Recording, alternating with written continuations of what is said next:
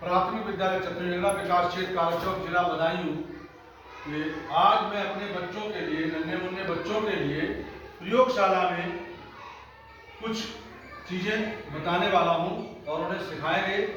ये चुंबक है और चुंबक के बारे में हम आपको बताते हैं। चुंबक चिपकती है, लोहे को चिपका लेती है।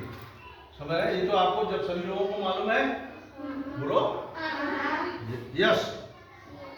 तो अब आप देखिए, ये चुंबक इधर से चिपक गई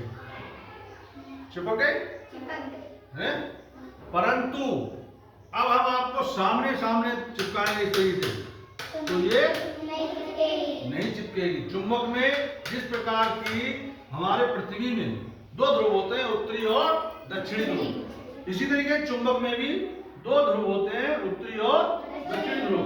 दक्षिणी ध्रुव मिलेंगे तो चिपक जाएंगे और उत्तरी ध्रुव मिलेंगे तो नहीं मिलेंगे, नहीं चिपकेंगे, और दक्षिणी ध्रुव मिलेंगे तब भी नहीं चिपकेंगे। परंतु जहां उत्तरी और दक्षिणी ध्रुव मिलेंगे चिपक जाएंगे।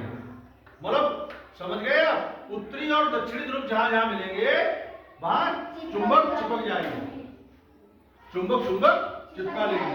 परंतु जहां समान ध्रुव मिलेंगे, क्या उत्तरी और उत्तरी ध्रुव मिलेंगे, दक्षिणी ध्रुव मिलेंगे, तो वहां चुंबक एक दूसरे को नीचे हटाएगी।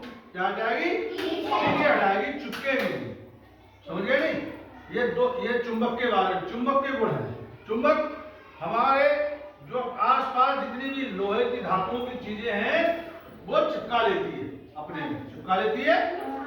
और दूसरी बात आपने देखा होगा, चुंबक के लिए हम गंगा नदी नहाने जाते हैं तो उसमें देखा होगा कुछ बच्चे चुंबक बांध लेते हैं और वो फेंक देते हैं। उसमें जितने पैसे होते हैं लोहे के वो आ जाते हैं धातु के। समझ गए नहीं समझ गए? ये उत्तरी ध्रुव जब मिलेंगे तब नहीं चिपके। दक्षिणी ध्रुव मिलेंगे तो, जहां उत्तरी और दक्षिणी ध्रुव मिलेगा तो, और दक्षिणी और उत्तरी मिल गया तो, परंतु उत्तरी मिले तो नहीं चिपकेंगे, एक दूसरे को पीछे हटाएंगे। और दक्षिणी ध्रुव मिलेंगे तो नहीं चिपकेंगे। समझे? ये चीज लोहे को जितना घर्षण, जितना अधिक लोहे से ही बनती है चुंबक। किससे बनती है? ये एक सीमा होती है कि इतना घर्षण इसमें पैदा किया जाता है कि दूसरी चीजों को, लोहे की चीजों को चिपकाना शुरू कर देती है, वो चुंबक बन जाती है। समझिए? अब दूसरी ये है कि ये है क्या? सूक्ष्मदर्शी यंत्र, माइक्रोस्कोप। इसको इंग्लिश में क्या कहते हैं?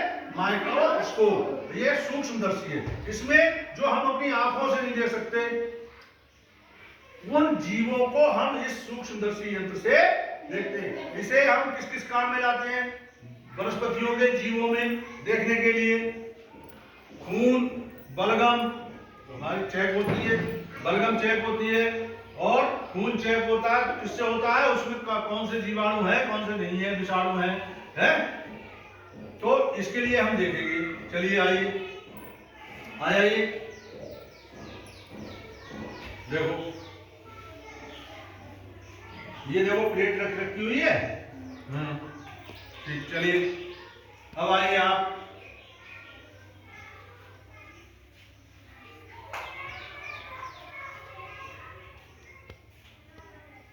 ठीक, इसमें आपने क्या लिखा कि छोटे छोटे कीड़े इस तरीके से रेंगते हुए मालूम पड़ रहे हैं।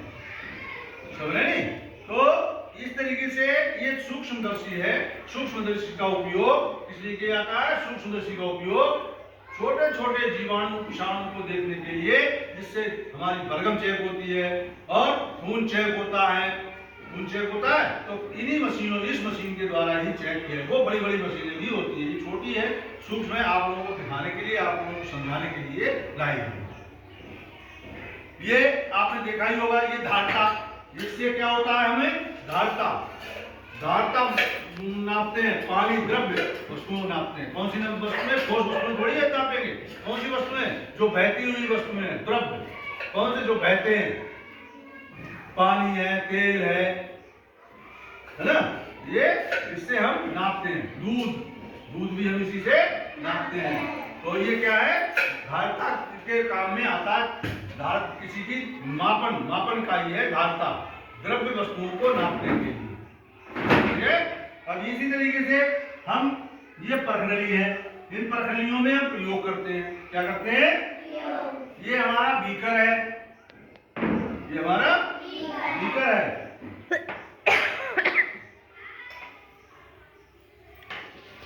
ठीक है, आपकी समझ में कुछ आया? धन्यवाद।